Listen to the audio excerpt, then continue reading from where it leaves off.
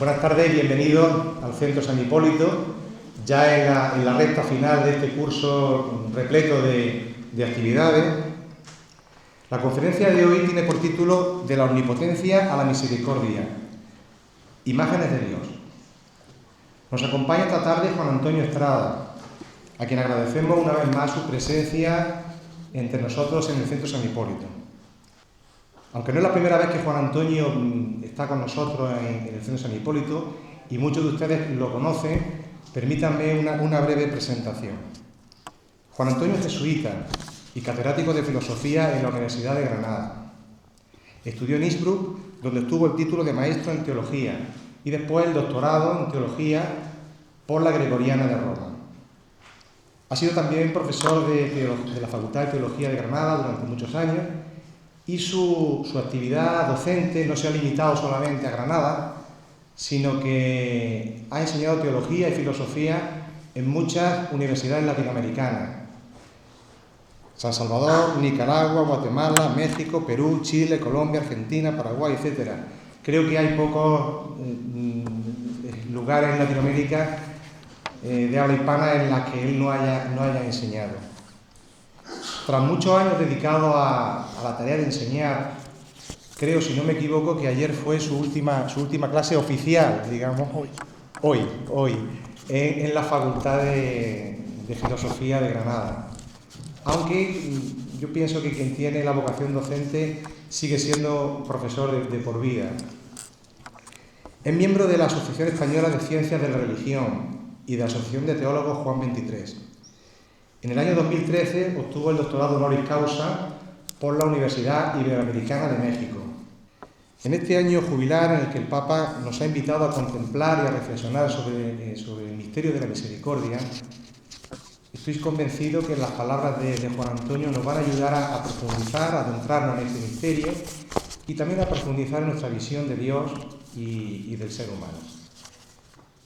Y nada más, Juan Antonio, tiene la palabra.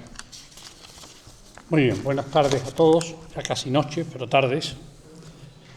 Voy a hacer una exposición muy sencilla. Yo voy a intentar hablar de una manera coloquial acerca de cómo veo yo las imágenes de Dios, concretamente cómo veo las imágenes de omnipotencia y de misericordia, que son las dos imágenes fundamentales, ya que estamos en el año de la misericordia este año, y voy a intentar de alguna manera con ello expresar mi comprensión de Dios a partir de Jesús de Nazaret y mi comprensión del cristianismo de una manera sencilla y coloquial, y luego pues tendrán ustedes oportunidad, si quieren, de hacer algunas interpelaciones, preguntas o sugerencias. Lo primero es, yo creo que la pregunta fundamental del ser humano es siempre la pregunta por Dios mismo. ¿Qué es Dios? ¿Quién es Dios? ¿Qué es lo que podemos decir nosotros acerca de Dios? Porque es un hecho que a lo largo de la historia de la humanidad, pues siempre ha habido en todas las sociedades, es una pregunta que he hecho a veces en la universidad a los antropólogos y a los sociólogos, si ellos conocían alguna sociedad en la que en algún momento histórico no hubiera habido ninguna religión, y nunca he encontrado una respuesta positiva. Siempre, en cualquier parámetro, en cualquier lugar de la geografía, pues siempre hemos encontrado un conjunto de creencias, un conjunto de ritos a través de los cuales se expresa la pregunta por Dios, la búsqueda de Dios. Y yo creo que esa búsqueda de Dios y que esa pregunta de Dios por Dios es una pregunta última de la humanidad. Pero claro, es una pregunta última que nos deja a todos también con una sensación siempre de incomodidad y con una sensación siempre también de intranquilidad. Porque aunque la pregunta por Dios es una pregunta última, las respuestas que nosotros damos no nos dejan satisfechos nunca. Y ahí es donde nos encontramos entonces con que hay preguntas fundamentales en el ser humano, la pregunta por el hombre también es otra, ¿qué es el ser humano? Hay preguntas últimas que solamente tienen respuestas penúltimas y siempre son respuestas provisionales e históricas. Y en el caso de Dios es mucho más. ¿Por qué? Porque Dios no es ninguna parte de nuestro universo. Nosotros no podemos decir acerca de Dios, pues mira, aquí tienes a Dios. Y ahora empieza a hablar sobre Él porque lo tienes aquí. Nosotros incluso ni siquiera podemos demostrar la existencia de Dios. Podemos creer en Dios. podemos confiar en Dios, podemos tener experiencias, vivencias a través de las cuales nosotros adquirimos la convicción de que Dios existe y a veces adquirimos la convicción de que Dios se comunica con nosotros. Pero Dios se nos escapa. Dios no es capaz de ser integrado en ningún sistema de pensamiento, en ninguna religión, en ninguna sociedad, en ninguna geografía, tampoco en el cristianismo. Dios se nos escapa siempre. Esto en teología se expresa de una manera muy clara ya en la antigüedad, no hace falta abundar en la teología contemporánea, porque en la teología siempre se ha dicho que Dios es un misterio y que de Dios sabemos más lo que Dios no es que lo que Dios es. Y esto además en la tradición judía se llevó con muchísima radicalidad, porque dentro de la tradición judía Dios es, por definición, aquel que ni es representable ni siquiera tiene un nombre.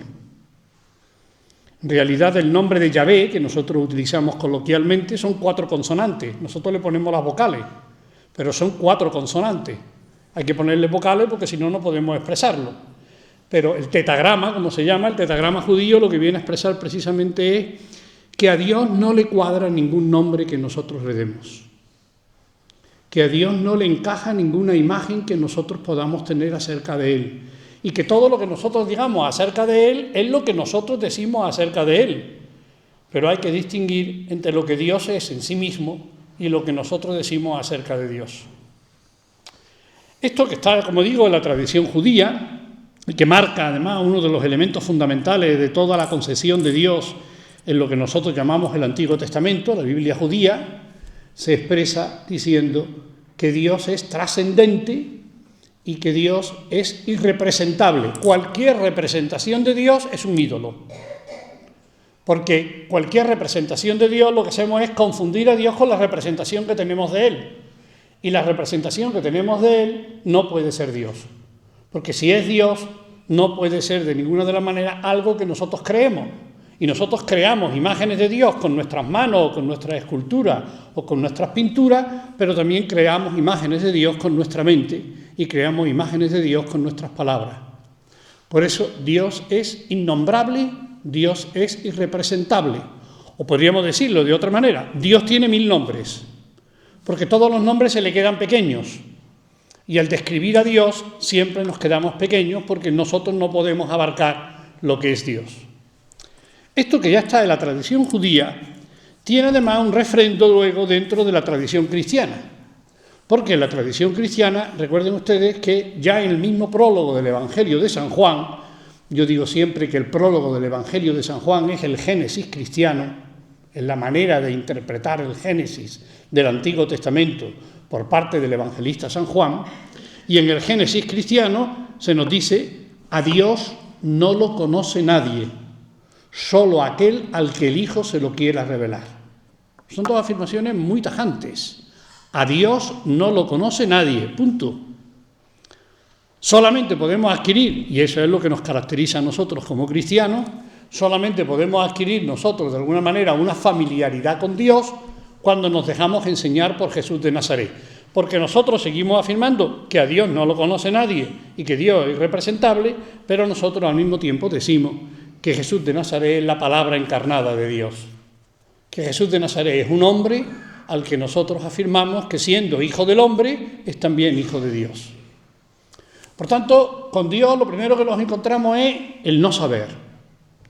Y con lo primero que nos encontramos es la relativización de todos nuestros esquemas y de todas nuestras afirmaciones. Dios no está prisionero, por así decirlo, en ninguna religión, tampoco en la nuestra. Dios se nos escapa, se nos escapa. Si lo queremos controlar, a Dios no lo podemos controlar. Entonces nos plantea eso un problema. Bueno, si no podemos nunca decir con definitividad quién y cómo es Dios, porque siempre se nos escapa, de alguna manera tenemos que encontrar algunos retratos, algunos predicados, algunas propiedades de Dios desde las cuales podamos hablar de Dios, porque nosotros, aunque a Dios no lo podamos conocer en sí mismo, no tenemos más remedio que hablar humanamente de Dios. Y ahí es donde viene lo que yo creo que es el predicado más generalizado de Dios que nosotros encontramos en las religiones y que nosotros encontramos en la humanidad.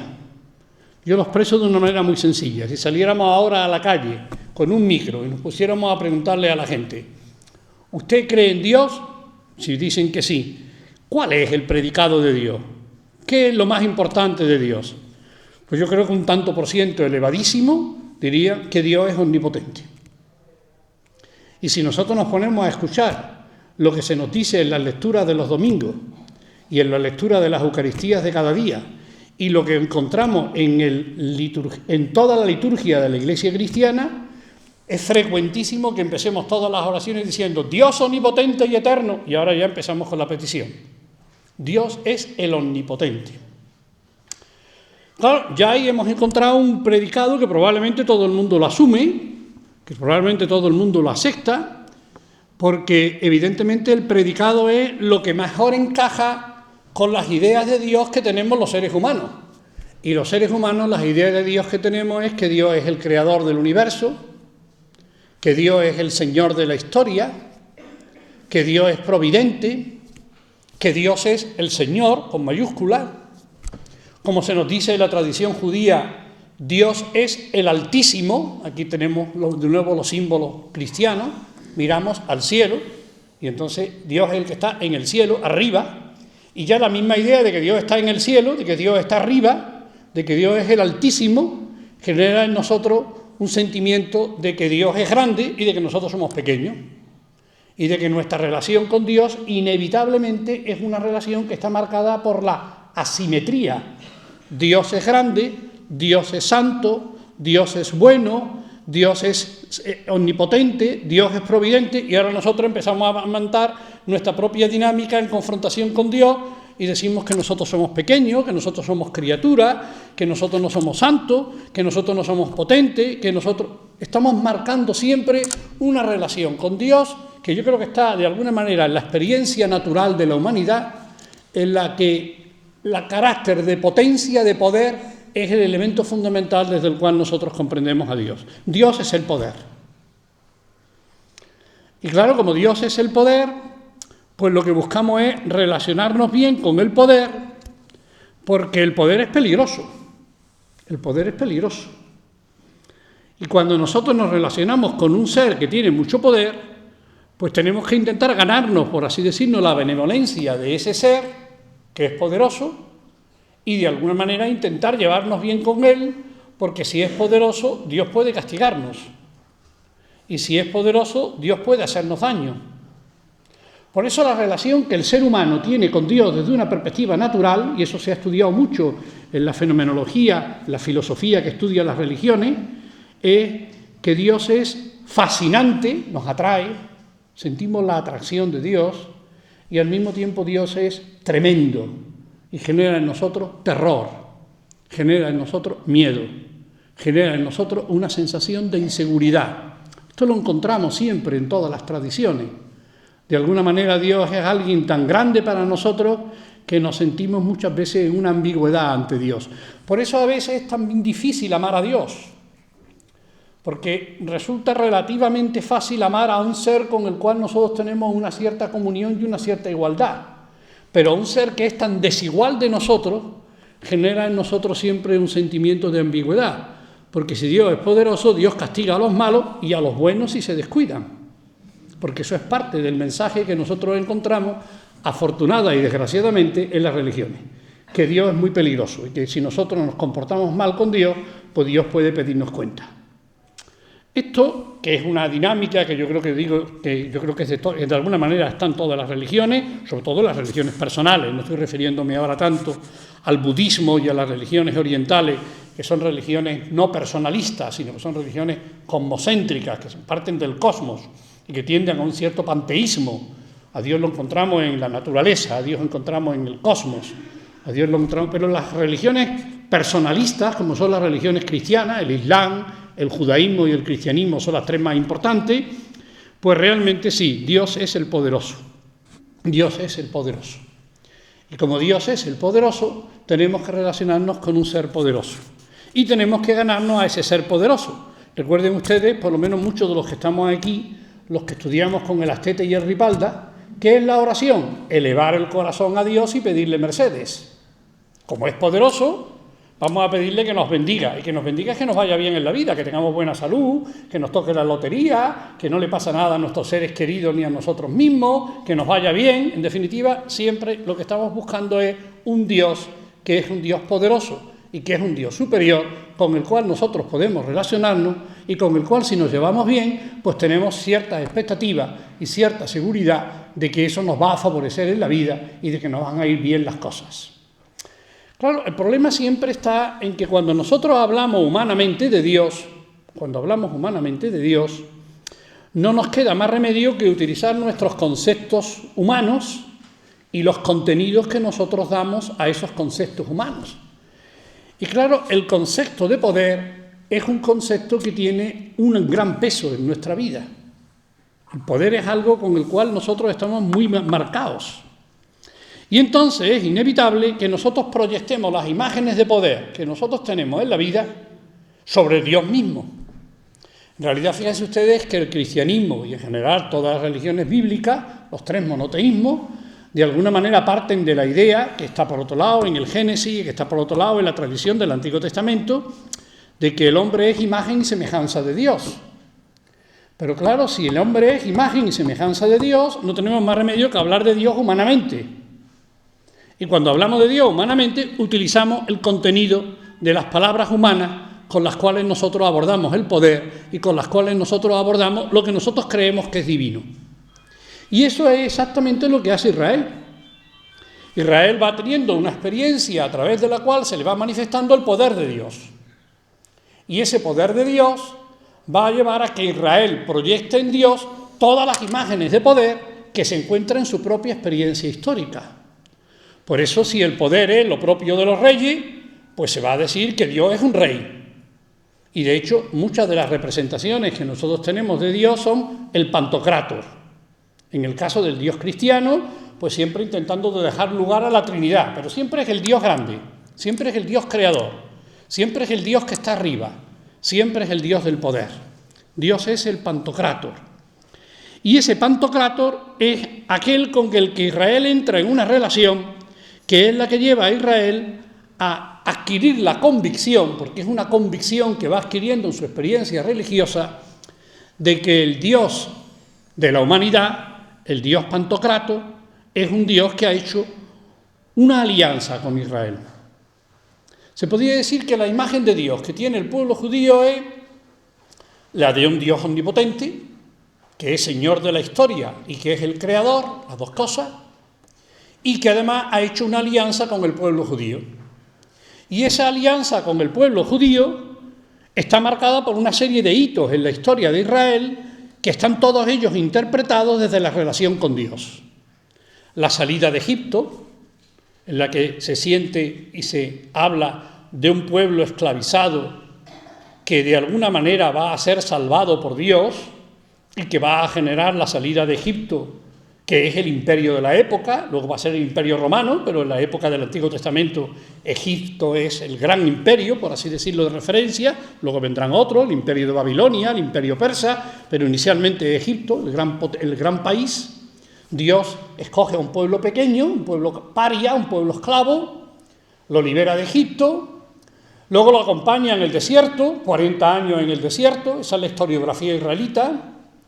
Lo va acompañando en el desierto y le va dando alimento para que el pueblo pueda seguir adelante.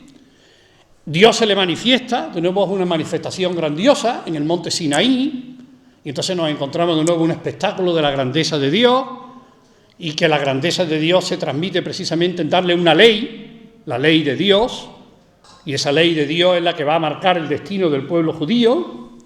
Luego Dios le promete una tierra, prometer una tierra aproximadamente 1000 años antes de Cristo, es pasar de ser un pueblo nómada a ser un pueblo sedentario.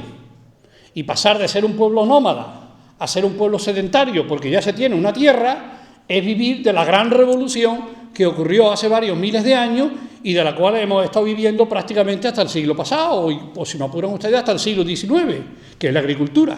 Pero para eso hay que tener una tierra. Si no se tiene una tierra, pues hay que irse cuando se termina la recolección de los frutos y de los animales que están en un sitio, no podemos quedarnos allí porque la tierra no es nuestra, tenemos que irnos a otro sitio. Entonces son los pueblos itinerantes que siempre van buscando una tierra. Dios les promete una tierra y Dios les da la tierra prometida. De nuevo, toda la historiografía que nosotros encontramos en Israel está marcada por la versión religiosa. Se nos cuenta la conquista de Palestina por parte del pueblo judío. Pero claro, es una conquista de nuevo muy especial, porque es la conquista de una tierra que Dios les ha dado, y es una tierra además que se ha conquistado porque Dios es el Dios guerrero, el Señor de los ejércitos, el Dios Sabaoth, que va acompañando al pueblo judío con su poder y que va haciendo que los pueblos que están viviendo en la tierra prometida tengan que ir rindiéndose cada vez más ante Israel e incluso tengan que ser expulsados de su propia tierra. Y luego se va a hacer de Israel una gran nación. David y Salomón van a ser quizás las grandes iconografías de la realeza y del poder en Israel. Luego, cuando Israel empieza a caer en la decadencia y cuando Israel empieza a ser colonizado y cuando viene la época del exilio, que además es la época en la que se afirma más que el Dios de Israel es el Dios universal, pues de nuevo Dios está dándole una esperanza al pueblo de Israel. Él va a hacer que vengan del exilio y Él va a promete a Israel que le va a enviar un Mesías. Y en esa esperanza del Mesías está la esperanza de que Israel se va a convertir en el pueblo de Dios cuando venga el Mesías y que todos los pueblos van a reconocer la prioridad y la primogenitura de Israel. Fíjense ustedes que todo esto, que podríamos analizarlo mucho más detenidamente, y que son los hechos, los grandes hechos de Dios en la tradición judía, llevan consigo dos elementos que son inevitables cuando hablamos del poder. Por un lado, el poder de Dios repercute en el poder de Israel.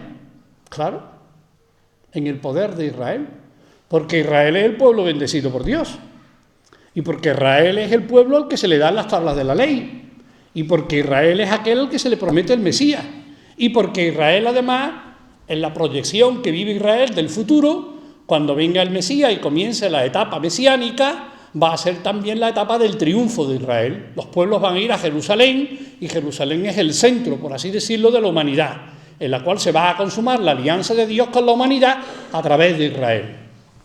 Todos sabemos que eso generó en Israel lo que nosotros podemos llamar coloquialmente, y si quieren ustedes con todas las matizaciones que podamos hacer, un racismo religioso. Israel es el pueblo puro, los demás son pueblos impuros. Israel es el pueblo elegido, nosotros no somos pueblos elegidos. Israel es aquel que de alguna manera ha recibido el conocimiento de Dios, nosotros no hemos recibido el conocimiento de Dios. Hay ahí una dinámica de un pueblo que por ser el pueblo elegido y por considerarse pueblo elegido, tiene un complejo de superioridad, tiene un poder sobre los otros pueblos. Pero además, junto a ese elemento, que es el elemento de superioridad y de poder, hay un segundo elemento. Y ese segundo elemento es el más terrible de todos. Y es que, como el poder es peligroso, Israel, que goza del poder de Dios, va a vivir una experiencia de Dios en la que la violencia de Dios se pone al servicio de Israel. Y entonces es cuando nos encontramos todas esas imágenes salvajes de Dios que nosotros encontramos en el Antiguo Testamento, que a veces escuchamos en alguna lectura de alguna de las misas y de algunos de los sacramentos, y que cuando leemos una de esas lecturas y le decimos al final palabra de Dios, pues muchas veces algunos nos quedamos callados porque decimos, ¿cómo vamos a poder decir te alabamos, Señor? Si lo que se acaba de contar es una barbaridad. Porque las imágenes de Dios que se nos presentan en el Antiguo Testamento están llenas de barbaridad, hay incestos, hay asesinatos, hay genocidio, se conquista la tierra prometida, pero incluso con mandamientos de Dios que aparecen en los textos del Antiguo Testamento, en los libros de los jueces, en el libro de los reyes, etcétera, en las cuales se les dice al pueblo de Israel que una vez que consiga la victoria tiene que aniquilar a todo ser viviente, incluidos las mujeres y los niños. Bueno, un Dios que hace ese mandamiento es un genocida. ¿Cómo podemos amar a un Dios que hace esos mandamientos? Sí, no hace falta tener mucho sentido común para darse cuenta de que ahí está fallando algo, de que la imagen de Dios que se nos está presentando en el Antiguo Testamento es una imagen que nos plantea muchos interrogantes y que incluso muchas veces, en lugar de ser una plataforma para nuestra fe y una ayuda para nuestra fe, se convierte en un obstáculo para nuestra fe. Eso ya lo vivió el cristianismo desde los inicios. Por eso vino Marción y vinieron todas esas corrientes antisemitas que ya se daban en el cristianismo en los inicios y que tenían que ver precisamente de que las imágenes de Dios que se presentaban en el Antiguo Testamento no eran precisamente imágenes que dieran confianza y que dieran ánimo para relacionarse con Dios. Por otro lado, eso genera una gran pregunta. Si el Dios de Israel no es solamente el Dios nacional judío, sino que, como decimos los cristianos, y como de alguna manera también dice el Islam, el Dios de Israel es el Dios de toda la humanidad, entonces, ¿quién se encarga de los pueblos que están en la tierra prometida y que ahora llega otro pueblo diciéndole que Dios le ha dado esa tierra y que ellos tienen que marcharse para que ellos se queden con la tierra en la que han estado viviendo durante generaciones y durante a veces cientos y miles de años otros pueblos distintos? Piensen ustedes que es lo mismo que ocurre con el Islam ahora, pero exactamente esto es lo que ocurrió con Israel. Ahora viene el Islam y dice, esta es la tierra que Dios le ha dado al pueblo musulmán. Por tanto, Al-Ándalus es del Islam. Y ustedes márchense. Pues exactamente eso es lo que hizo Israel cuando llegó a Palestina. Dios nos ha dado la tierra, por tanto ustedes tienen que marcharse, porque Dios es el dueño de toda la tierra. De nuevo, el Dios poder. Un Dios que al ser poderoso es frecuentemente violento y es frecuentemente injusto, porque estos llevan viviendo ahí desde generaciones. ¿Quién se ocupa de los geraseos, de los cananeos, de los fenicios, de todos los pueblos que están ahí? ¿Dios no es el Dios de ellos también? Nosotros cantamos, por ejemplo, los sábados santos, cantamos uno de los textos que siempre son obligatorios, incluso en la liturgia, el texto de la liberación de Egipto. Pero claro, la liberación de Egipto está marcada por la muerte de todos los primogénitos del pueblo egipcio. Y de nuevo la pregunta, ¿y los niños del pueblo egipcio qué culpa tienen de lo que haga el faraón o de lo que hagan las autoridades de Egipto? ¿Y Dios manda un ángel para matar a los niños de Egipto? ¿No ven ustedes que aquí hay toda una problemática que nos hace caer en la cuenta de que la lectura que ha hecho el Antiguo Testamento es una lectura a la que le tienen que faltar cosas a la fuerza y que la lectura que ha hecho el Antiguo Testamento de Dios no puede ser verdadera, porque tiene que haber elementos ahí que fallan, inevitablemente. Porque si es el Dios del Antiguo Testamento, entonces, pues, en el fondo tendríamos que ser todos musulmanes, o judíos, si lo quieren ustedes, pero judíos de los antiguos, porque, en última instancia, el bien y el mal es la voluntad de Dios. Punto. Que además es lo que es el Islam. El Islam es el sometimiento a la voluntad de Alá. Sometimiento a la voluntad de Dios. Y si el bien y el mal es lo que Dios decida, pues entonces el bien y el mal puede ser que Dios decida que se mate a los niños. Y entonces pues tendremos que decir que eso es bueno, porque lo ha mandado Dios. Es decir, el poder es muy peligroso. El poder es muy peligroso. Y cuando una religión dice que es el pueblo elegido y que es la religión elegida, y que además su Dios es un Dios omnipotente, que es el Dios de toda la humanidad, entonces el peligro se multiplica. Y de hecho, yo creo que la historia de la humanidad, por lo menos en los últimos 3000 años, ha estado muy marcada por esta dinámica. Todavía hoy, la legitimación que sigue dando Israel para el gran Israel por el que se está luchando es que esa es la tierra que Dios le ha dado a Israel. Y que, por tanto, aunque lleven los palestinos allí y lleven los árabes 2000 años, desde que en el año 130 y tanto los romanos acabaron dispersando a los judíos y repoblaron toda la tierra de Palestina con los árabes y con los pueblos semitas, pues aunque lleven allí viviendo casi 2000 años, lo que tienen que hacer es marcharse porque Dios les ha dado precisamente esa tierra a ellos. Y entonces, si entramos en esa dinámica, pues ya se pueden ustedes imaginar el futuro que nos espera de violencia a todos. Pero es que eso además se ha producido luego en el cristianismo también. Recuerden ustedes que en el cristianismo también hemos vivido lo de la nación elegida y que la nación elegida pues es la que de alguna manera estaba detrás de la conquista de América, no solo por los españoles, sino en general por todos los europeos, porque los pueblos cristianos éramos los pueblos que habíamos recibido la verdadera religión y éramos los pueblos que además habíamos recibido la bendición de Dios, que es lo que hacía que viviéramos en la civilización y en el desarrollo y que fuéramos el pueblo o los pueblos más desarrollados de la humanidad a partir del siglo XVI, que es cuando comienza la gran expansión colonial del continente europeo. Es decir, la religión es muy peligrosa. La religión es muy peligrosa porque la religión saca lo mejor y lo peor. Y, desgraciadamente, cuando partimos de la omnipotencia y cuando partimos de concesiones como la del pueblo elegido, frecuentemente lo que se saca es lo peor y no lo mejor.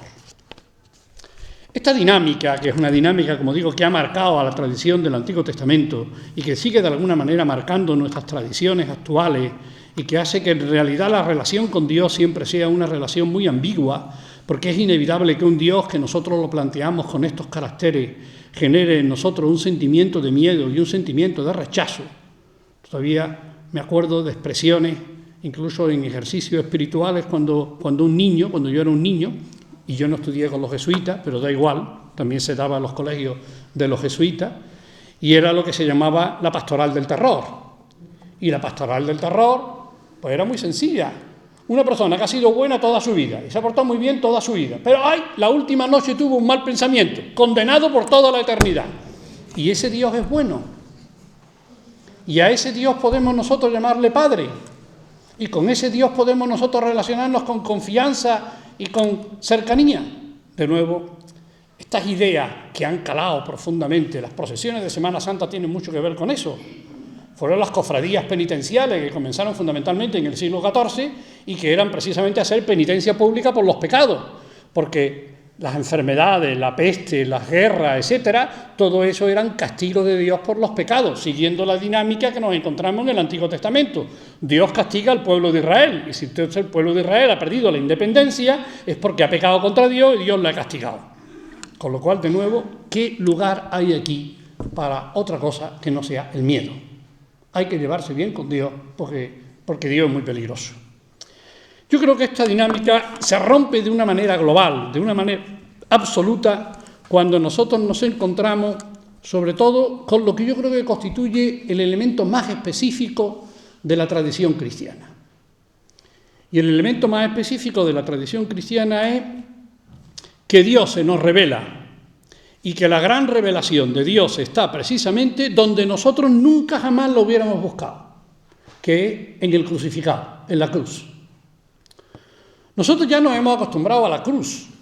La cruz no nos genera ningún sentimiento de rechazo ni ningún sentimiento de repulsa, porque la cruz, que era en el Imperio Romano, por así decirlo, el símbolo por antonomasia de los malhechores, de los criminales, de las personas, si lo quieren ustedes, que más eran despreciadas por el imperio y que eran peor vistas por los seres humanos, la cruz, pues, que constituía el símbolo de lo más execrable, se convirtió luego en un signo de poder. Cuando los cristianos se fueron convirtiendo al cristianismo, los imperios romanos, la cruz empezó a cobrar un significado, sobre todo a partir del siglo IV, como un signo de triunfo, como un signo de gloria, como un signo de poder. Y de hecho hoy, pues las cruces son las que adornan las diademas de los emperadores, son los que adornan las coronas, son los que ornamentan nuestras joyas de oro y a veces de piedras preciosas, con lo cual la cruz, que era un símbolo terrible, hoy se convierte por nosotros en un símbolo común que incluso no tenemos ninguna dificultad en llevarlo como expresión precisamente del poder y de la riqueza, porque ya digo que muchas de las joyas precisamente llevan consigo la expresión de la cruz. Pero claro, detrás está lo que es la gran historia de la cruz, y la gran historia de la cruz es que ahí nos encontramos con un hombre que se ha presentado como el enviado de Dios, que se ha presentado como el Mesías, que buscó cambiar la religión y buscó cambiar la sociedad judía, que se atrevió a interpretar las escrituras del Antiguo Testamento de otra manera distinta de como las interpretaban las autoridades judías, y que empezó a hacer posible el sueño de que otra sociedad era posible y de que otra religión era posible. Y él venía precisamente a reformar la religión y a reformar al pueblo judío, con un elemento que era el elemento fundamental. Había que construir el reino de Dios en medio de la sociedad judía, y había que construir el reino de Dios en medio de la religión judía. Jesús es por antonomasia el enviado de Dios para construir su reino, pero con un elemento que es primordial, que además se nos escenifica de mil maneras en los evangelios y que tiene un contenido que es la clave para comprender lo que luego pasó en la cruz. y es que el reino de Dios no es de este mundo. El reino de Dios no opera con las categorías con lo que operan los reinos de este mundo. Jesús mismo lo dice. No seáis como los príncipes y los reyes que oprimen a sus pueblos. Vosotros tenéis que ser diferentes. Vosotros no podéis tener esas actitudes y vosotros no podéis tener esos comportamientos. El reino de Dios es la antítesis de cómo nosotros los seres humanos concebimos los reinos. Porque para nosotros el reino y el poder, que es lo que nosotros concebimos, está en función de la riqueza, está en función de la cultura y de la sabiduría, está en función del poder en sus distintas manifestaciones.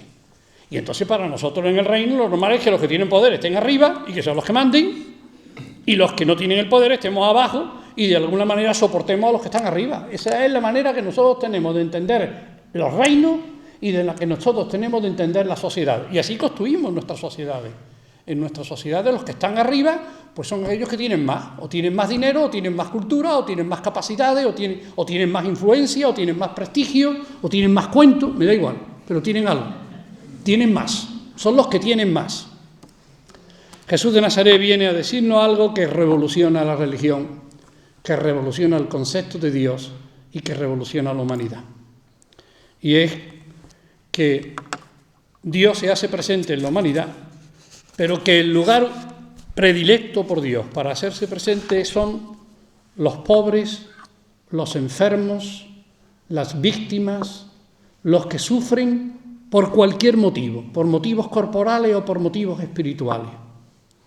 Que Dios es el Dios de los últimos y que como Dios es trascendente y Dios no encaja en nuestro esquema humano, a Dios hay que encontrarlo donde menos encaja para nosotros. Para nosotros encontrar a Dios en el trono del César es normal, es fácil, es comprensible, es racional.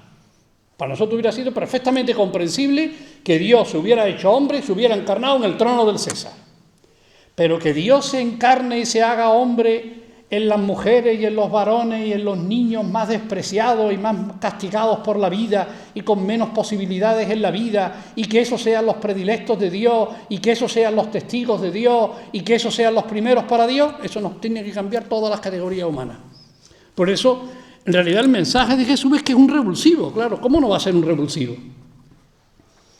Y ahora además nos encontramos con que esa imagen que es un revulsivo todavía se hace más revulsiva cuando Jesús no solamente no triunfa y no pregona el reino de Dios, sino que Jesús muere, y muere asesinado. Y muere asesinado en nombre de Dios. Porque Jesús muere porque el pueblo judío, a través de sus autoridades, piensa que es un blasfemo. Piensa que de alguna manera está corrompiendo la religión. Piensa que se está poniendo en el lugar de Dios. Piensa que tiene autoridad para corregir a Abraham, para corregir a Moisés, para corregir a los grandes profetas y a las grandes personalidades del pueblo judío. Sencillamente, Jesús resulta inaceptable para ellos. Y entonces vuelve a resurgir la teología judía. Si tú eres el Hijo de Dios, si tú eres el Mesías, baja de la cruz.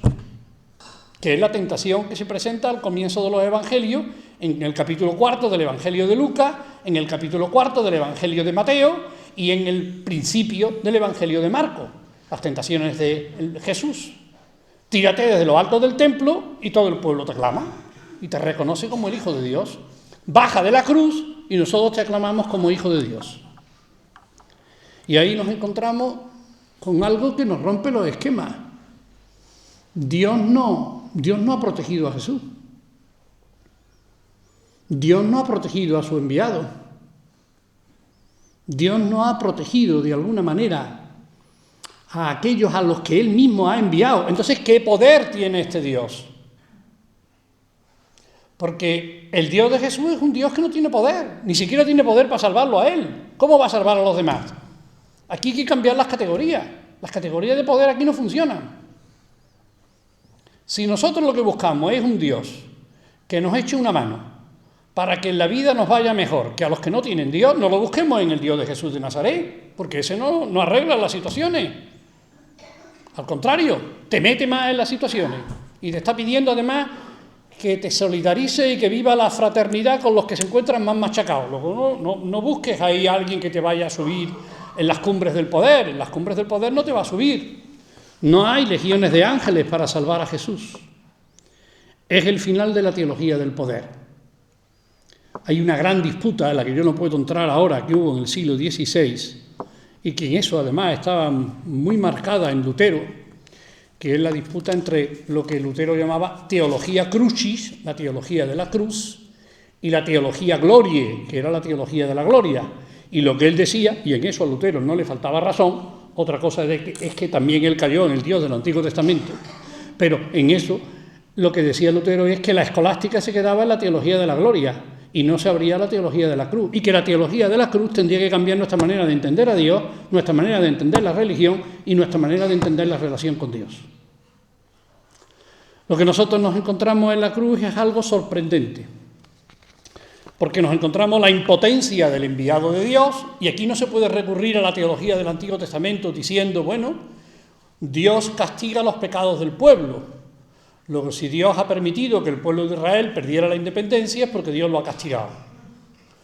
Aquí, por lo menos para nosotros los cristianos, Jesús no pecó contra Dios. Jesús hizo lo que Dios le estaba pidiendo. Jesús se entregó a los hombres y vivió una vida entregada. Hizo de su vida una ofrenda a Dios y a los demás. Luego, no puede ser que Dios haya permitido que Jesús muera en la cruz porque Jesús ha cometido un pecado contra él. No, si lo que estamos viendo es que no ha cometido ningún pecado. Luego, aquí hay algo que es terrible. Dios es impotente ante la libertad humana. El hombre puede matar al hombre, y cuando el hombre mata al hombre, y mucho más si lo mata en nombre de Dios, lo que nosotros nos encontramos es que el hombre mata a Dios. Es decir, no solamente se trata de un homicidio, el homicidio de Jesús de Nazaret por las autoridades políticas y las autoridades religiosas, sino que nos encontramos con que el homicidio es un deicidio. Este es el gran mensaje del Nuevo Testamento. Cada vez que nosotros atentamos contra la vida humana, estamos atentando contra el mismo Dios. Pero al mismo tiempo, Dios no elimina la libertad humana. Dios respeta la libertad humana, incluso cuando la libertad humana se utiliza contra el mismo Dios. Y aquí tenemos, si lo quieren ustedes, paradójicamente lo que es la grandeza del ser humano. El ser humano puede estar a favor o en contra del ser humano. Y el ser humano puede estar a favor o en contra de Dios. ¿Y cuándo está a favor o en contra de Dios? Cuando asesina al enviado de Dios, que es Jesús de Nazaret, y cuando asesina a los testigos de Dios y a los profetas de Dios, que son aquellos que se ponen de parte de los más débiles, que se porten de los que están más sufriendo y que se ponen de parte de las más víctimas. Por un lado, un Dios impotente, no es el Dios del poder. Pero por otro lado, y aquí de nuevo nos encontramos con la revelación del Nuevo Testamento, es un Dios de misericordia. Jesús de Nazaret muere como vivió, pidiendo a Dios perdón, y en lugar de ser una persona que ante un sufrimiento injusto y que ante un asesinato se llena de venganza, se llena de amargura y de alguna manera maldice a aquellos que lo han matado y de alguna manera llama a Dios para que Dios lo vengue, lo que hace es ser de nuevo la encarnación de la misericordia. Y todos los simbolismos que nosotros encontramos en la pasión de Jesús son símbolos de misericordia. Y Jesús, que rara vez nos habla del poder de Dios durante su predicación en su vida, nos habla abundantísimamente de la misericordia de Dios a lo largo de su vida. Y nos cuenta de que Dios siempre tiene piedad, de que Dios siempre tiene misericordia, de que a Dios le duele el ser humano, y de que cuando Dios ve que el ser humano actúa de una manera destructiva para los demás y destructiva para él mismo, entonces Dios no se llena de venganza, se llena de misericordia. Y entonces empieza a contarnos parábolas, como las parábolas del hijo pródigo, las parábolas del banquete, las parábolas en las que invita a los caminos a que venga cualquiera, las parábolas en las que Dios está constantemente exhortando a la misericordia. Porque aquí está la clave. Sí, Dios es omnipotente, pero la omnipotencia de Dios es el amor. Y el amor es lo que puede transformar las situaciones humanas. Nosotros podemos encontrarnos en situaciones en las cuales nos encontramos impotentes ante el sufrimiento. Nosotros no dominamos las circunstancias de la vida y no dominamos las circunstancias de nuestros seres queridos.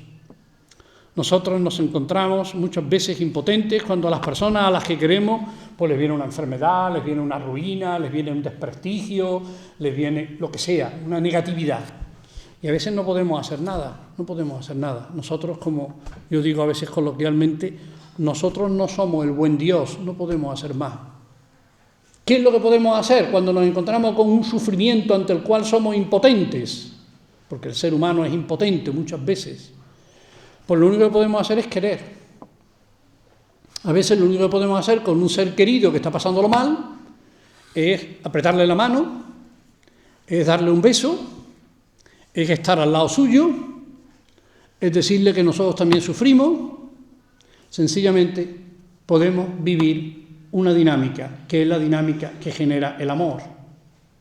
Y el amor no genera asimetría, no genera uno que está arriba y otro que está abajo, uno que representa el poder y otro que representa la impotencia. El amor lo que genera es fraternidad.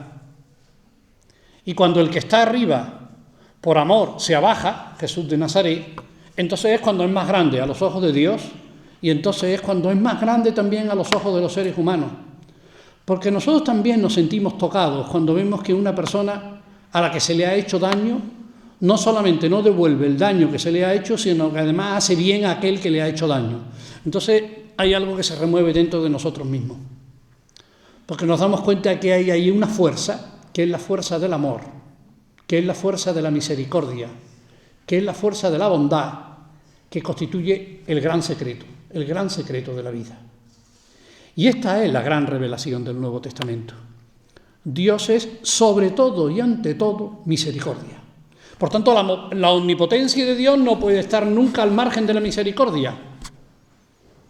Y la misericordia lleva a que la potencia de Dios y la omnipotencia de Dios se ponga al servicio de los que más lo necesitan, que son los más impotentes, que son los más enfermos, que son los más pobres, que son los más necesitados. Y además con algo que es radical, y que es que Dios, que no es omnipotente en el sentido de que no puede hacerlo todo y que se siente impotente ante el pecado de Israel y ante el pecado del hombre, y que se siente impotente cuando el hombre utiliza el poder para matar al hombre, que Dios necesita al hombre. Es tan impotente que Dios necesita al hombre. Dios no quiere ni puede salvar al hombre sin el hombre. Dios no viene a desplazarnos para ponerse Él en el centro de la vida. La vida de cada uno de nosotros es nuestra. El agente de mi vida soy yo. Es verdad que yo en mi vida me encuentro con muchas circunstancias y con muchos condicionamientos ante los cuales yo me siento impotente. Empezando por la salud, siguiendo por la familia que yo no he elegido, siguiendo por la educación que me ha tocado, siguiendo por el país en el que he nacido. Yo me encuentro con un montón de circunstancias en la vida que yo no controlo. Evidentemente yo no los controlo. Pero ¿cómo yo respondo a las circunstancias de la vida? ¿Y cómo actúo yo en la vida con los condicionamientos que me va presentando la vida y que nos va presentando a cada uno en las distintas etapas? Eso lo decido yo. Es verdad que mi libertad es una libertad muy limitada, muy condicionada, que yo no tengo una libertad absoluta y que mi libertad, por tanto, está también muy marcada. Pero, de todos modos, mi vida es mía. Mi vida es mía. Mi vida solamente puede ser la vida de Dios si yo permito a Dios que se haga presente en mi vida. Y para nosotros que somos cristianos, Dios se hace presente en nuestra vida cuando en nuestra vida comienza a haber una sinergia, comienza a haber un compromiso, comienza a haber un punto de contacto, comienza a haber una relación entre lo que nosotros vivimos y lo que vivió Jesús de Nazaret. Porque este es el elemento fundamental, yo creo, de lo que constituye la concepción cristiana acerca de Jesús como Hijo del Hombre y como Hijo de Dios. Jesús es un hombre, en todo igual a nosotros, con dudas, con preguntas, con evoluciones, con planteamientos. Yo escribí una cristología en donde le puse mucho el acento en eso, cómo Jesús va aprendiendo, cómo Jesús va cambiando, cómo Jesús se va corrigiendo al mismo, cómo va dejándose corregir con otro, que le van abriendo otros horizontes y que le van dando lecciones que se queda él mismo admirado. No he encontrado esta fe en Israel, no he encontrado esta fe en ningún lado. Jesús va aprendiendo de la vida como tenemos que aprender todos. Pero en ese aprender de la vida, Jesús va creciendo. Yo le doy mucha importancia al versículo 58 del capítulo 2 del Evangelio de Lucas. Es el final del Evangelio de Lucas, el Evangelio de la infancia. Y el final del Evangelio de la infancia dice: Jesús crecía ante Dios y ante los hombres en sabiduría, en conocimiento y en gracia, en experiencia de Dios. Jesús va creciendo en su conocimiento de Dios y en su conocimiento del hombre. Y va creciendo en su experiencia de Dios y en su experiencia del hombre. Y nosotros tenemos que crecer en nuestra experiencia de Dios y en nuestra experiencia del hombre. Y entonces es cuando en nuestra vida Dios comienza a hacerse presente. Pero para eso tenemos que dejarlo nosotros a Dios para que se haga presente. Dios no puede forzar nuestra libertad. Dios siempre respeta nuestra libertad. El protagonismo lo tenemos nosotros. Dios no nos desplaza para ponérsele en el centro, sino que nos pone en el centro. Hay un relato que algunos de ustedes seguro que conocen, de una judía, Etty Hillesum, que fue una mujer que murió en un campo de concentración nazi en Holanda. Es como una Ana Frank, pero su diario apareció hace unos años. Y es una mujer, era una mujer, por otro lado, si lo quieren ustedes, entre comillas, estamos hablando de la década de los 40, si no recuerdo mal, murió en el 44, era una mujer mundana, no era una mujer muy religiosa, muy piadosa, no era una mujer mundana, incluso con una vida sexual para la época bastante liberal, dentro de lo que nosotros pensamos, pero era una mujer de una profunda humanidad y de una profunda espiritualidad, de una profunda hondura religiosa. Y ella escribió un diario, lo conservamos, está publicado en español. Y en ese diario, que está publicado en español, diario de Etty Hillesum, está publicado en distintas editoriales, una de ellas Barcelona Anthropos, 2008, ella va escribiendo en su diario diciendo, ella es judía, que se van llevando poco a poco a sus amigos, que se van llevando poco a poco a sus conocidos y que ya no vuelven, que se los van llevando a los campos de concentración y, claro, comienza a extenderse la noticia de que los que van ya no vuelven. Y ella empieza a decir, bueno, antes o después me van a llevar a mí.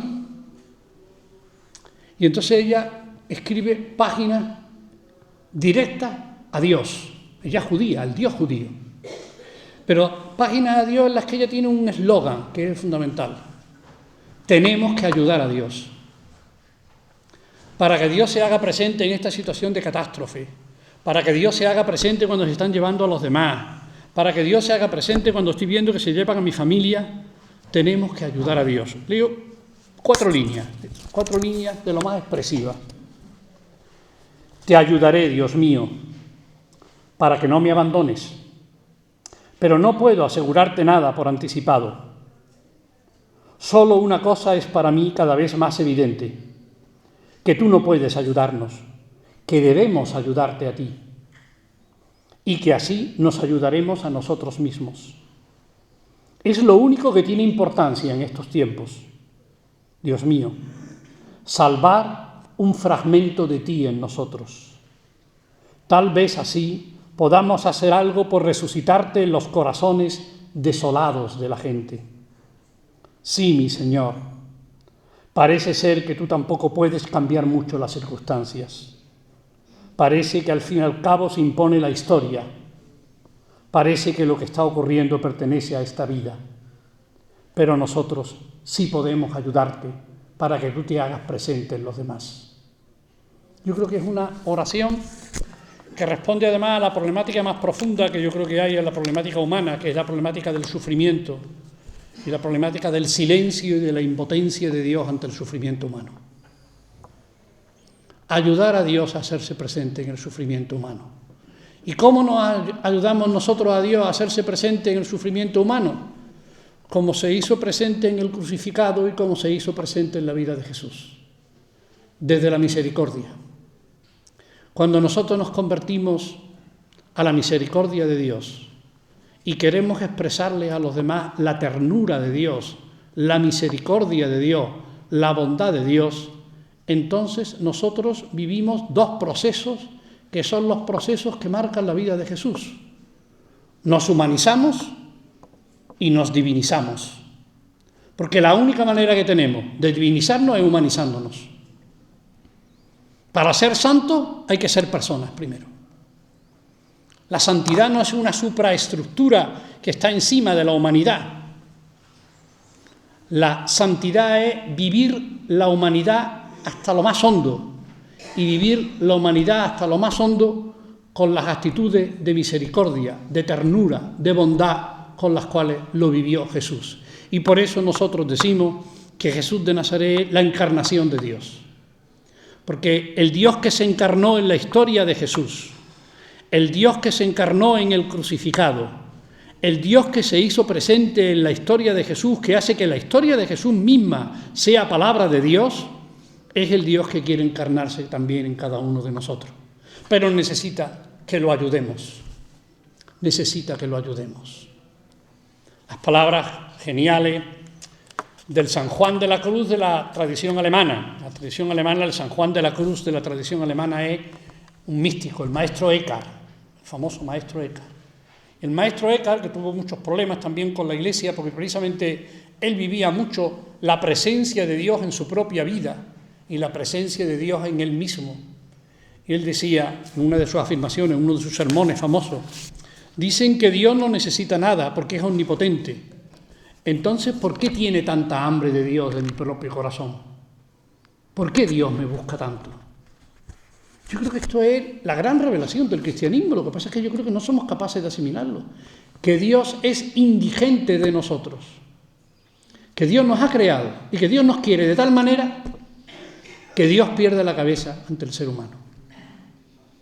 Y que lo que entonces está pidiendo Dios es que lo dejemos hacerse presente en nosotros, para que al hacerse presente en nosotros pueda hacerse presente en nuestros amigos, en nuestra familia, en nuestros seres queridos, en nuestros compañeros de trabajo, en las personas con las cuales compartimos la vida cotidiana. Y entonces es cuando desembocamos en la hondura de lo humano. Y cuando desembocamos en la hondura de lo humano, podemos decir que Dios está en nosotros. Y podemos decir que Dios se hace presente en nosotros. Y entonces sí, entonces ahora podemos abordar las experiencias positivas y las experiencias negativas de la vida. Podemos abordar los sufrimientos y podemos abordar las alegrías, podemos abordar las relaciones personales, podemos abordar los momentos positivos y los momentos negativos desde el Dios que se nos ha revelado. Y el Dios que se nos ha revelado es el Dios de la ternura, es el Dios de la misericordia. Y entonces lo que Dios nos está pidiendo es que lo que estamos viviendo, sea positivo o sea negativo, que lo vivamos desde la ternura y desde la misericordia de Dios y que la hagamos presente en los demás, que la manifestemos en los demás. Y para nosotros, para los cristianos, Jesús de Nazaret es el Hijo del Hombre, porque Jesús de Nazaret es el Hijo del Hombre, que llevó esto hasta el último extremo y que hizo de su vida una auténtica, por así decirlo, expresión del amor de Dios y una auténtica expresión del Dios que corregía las imágenes de Dios que nosotros nos encontramos en el Antiguo Testamento, para decir que todas esas imágenes de Dios que nosotros encontramos en el Antiguo Testamento tenían que ser sometidas a un test. Y ese test era el de la misericordia, ese test era el del amor. Y entonces sí, entonces el rostro del sufriente, el rostro del que lo está pasando mal, es el rostro de Dios que nos interpela. Y cuando nosotros nos dejamos interpelar por ese rostro, entonces es también cuando nuestro rostro se convierte en el rostro de Dios. Y entonces es cuando se produce la doble dinámica. Hay que humanizarse para divinizarse. Y hay que divinizarse, dejarse llenar por Dios para humanizarse. Y entonces es cuando se cumple el gran sueño del ser humano, que en el libro del Génesis se presenta como una lucha entre Dios y el hombre. Si coméis de la fruta prohibida del conocimiento, de la sabiduría, seréis como Dios. De nuevo, el Dios poder y el intento de, a través del poder, convertirnos en Dios. Y el problema es que cuando nos dejamos llenar por el poder y no por la misericordia, nos convertimos en un Dios para los demás, pero en un Dios terrible, porque es un Dios que acaba destruyendo a los demás y que acaba destruyéndonos a nosotros mismos. Porque no lo olvidemos, sería terrible que no exista Dios, que por tanto el ser humano haya soñado siempre con un ser que no existe. Sería terrible en este sentido la no existencia de Dios. Pero habría algo que es más terrible que el que Dios no exista.